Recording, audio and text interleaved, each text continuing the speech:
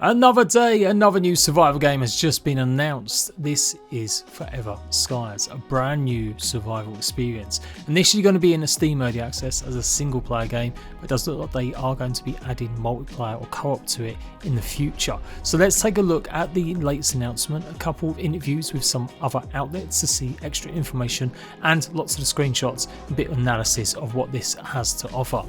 From the outset, it looks like you're going to be going around gathering up debris from a fallen city and then helping it to upgrade and make your own airship or spaceship, gathering supplies, resources, and possibly fighting off against strange creatures. A cross between Alpha Genesis 1 and maybe a little bit of Subnautica. It definitely looks intriguing. Let's go.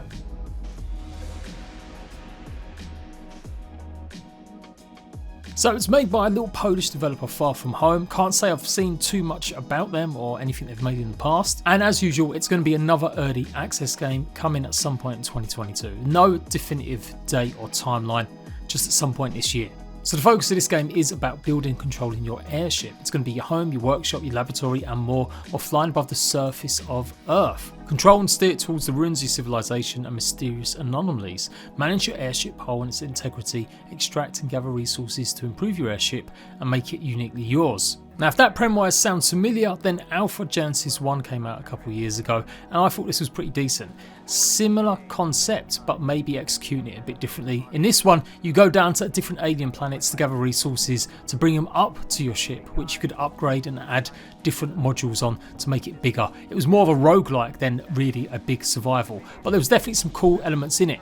But this is like a Cadillac compared to what was, I would say, a gritty 4x4. Yes, I know them analogies are pretty useless in today's modern age. But you know what I mean? It's pretty sci-fi. It's looking pretty nice. The airship's looking almost brand new. And despite the world being pretty miserable and looking post-apocalyptic, the lines of the vehicle, the spaceship, the equipment that's on show shows a much more technological, clean look about it. The scientific know-how will allow you to build and operate different machines, analyse scanned items and reverse engineer lost technology, research new ways of obtaining food and resources, discover new tools and increase the chance of your survival. Now this all adds a little bit more to the game systems where you've got to literally manufacture your own stuff. Yeah, I like the idea of this one too.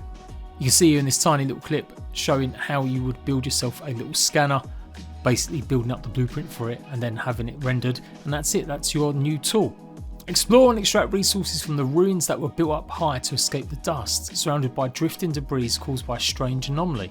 Harvest it into raw materials to help you survive. Explore and discover the remains of our civilization. Find out what happened and why Earth evolved at a place where we lost control of our previous position at the top. Discover the secrets of our past. Now it does say single player here, but in this little clip here it definitely shows two figures. I should really have this more extra info added on Steam, but effectively they want to add co-op at some point during early access. That's the plan, for it to launch out of early access with a full-blown co-op mode integrated. But it doesn't state that anywhere on the actual Steam page. We get this confirmed by an IGN interview a bit later, and I'm going to show you guys. After descending below the dust, you'll discover a strange new world, the planet's surface that changed in our absence, face evolved fauna and flora, and hunt for viral pathogens to cure mysterious illness threatening your family. So maybe that's what the NPCs are. You've actually got your family on board, be able to maybe converse with them a little bit, maybe they can help you do certain things on the ship while you hopefully find a cure for them.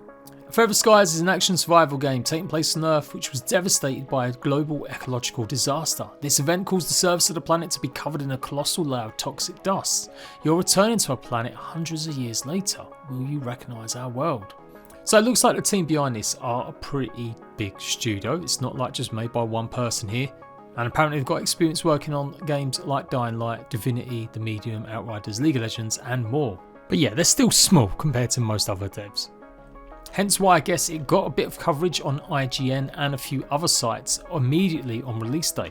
They've got a few more details. Rebecca Valentine says in the IGN article that this group of industry devs have worked together for at least 2 years now, and originally it was called a project name Project Oxygen. They go into focus as well and saying that it is about also making sure you've got enough plants as well as the crafting and base building added to it too. Now I'm guessing the base building strictly is for the airship, but you never know, maybe it will be a case of being able to set somewhere up on one of these skyscrapers or something along them lines. But yeah, I rather think it is just that spaceship where you'll be doing the base building. And yep, below the actual gas or the dust, that's where we'll find maybe the majority of enemies, but they're keeping that secret for now. The other factor you might want to know if it really interests you, they haven't got any kind of big publisher behind them. They're relying on the Polish stock exchange. They've got some sort of extra arm that helps support smaller studios, which supposedly, in the developers' words, means they're not constrained by bigwigs deciding the easiest route to go and get some money. It means that these developers can actually have a passion for their project and hopefully deliver something that they really want to deliver. The rest of the article talks about climate control or climate changes, and that's influenced the game too.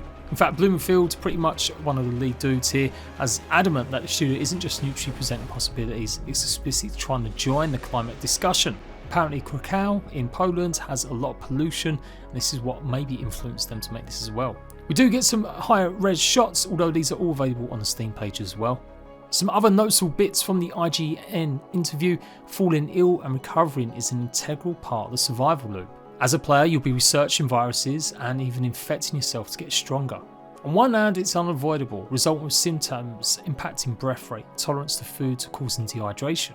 But on the other hand, in some cases, it is required to extract pathogens for developing and later testing of vaccines. We want to show how interaction with microbes is an absolute central part of the human body's functioning, and how thin a line is between being healthy and sick. In Forever Skies, games will have open doors to experimentation and deciding whether to use the modified viruses as weapons or perhaps self-inflict to boost life functions and the body's performance. Now that sounds pretty original, that sounds fresh. Survival is often very stale, and no matter how you dress or add up something that's got base building or crafting, you still need something a bit different from the rest, and this definitely sounds like it. And seemingly they did start this literally at the start of the COVID situation, but it was kind of coincidence, it wasn't really related. Good news for console fans, the game is hoping to release on next gen consoles. It's going to be hitting early access on Steam later this year, of course. You can imagine a year or two in gestation. So yeah, you probably won't be playing this on an Xbox or PlayStation until at some point in 2024. So here it is. It will be a single player experience to start with, but they're hoping to add co-op mode later. Apparently it's got 30 hours of single player gameplay, expected to grow even more in the coming months' development. And that when they leave early access, it will have the co-op mode in there, co-designed and tested with the community. So just a little brief look at some of these screenshots in a bit more focus. Obviously we've got the airship itself, and it does look very much like you'll be adding block modules onto it, with the airship at the top staying the same, and you may be able to customize and change or adapt exactly how things look, adding windows here or there, doorways, connections, corridors, and I'm presuming that's going to open up laboratories that you'll be able to do these experiments on. In Polish here, it's pretty much saying, I do believe, do you remember the trees? Seemingly got some air canisters or paint canisters possibly. And yeah, we have got some pretty chunky rifle going on here. Like I said, the images are really clean and clear cut. It's definitely a futuristic take with the actual airship itself. And I like that. I like the way it blends against sort of the dusty old stuff that's there before. Some storage crates here and I guess more canisters. So we've got the steering wheel, so it does look like we'll be able to go pretty fast, judging by this speedometer at the top here. And yeah, that'd be pretty cool. Obviously Subnautica nailed this pretty well with that feeling of having an actual ship underwater. This time you're actually going to have your ship to pilot in the skies.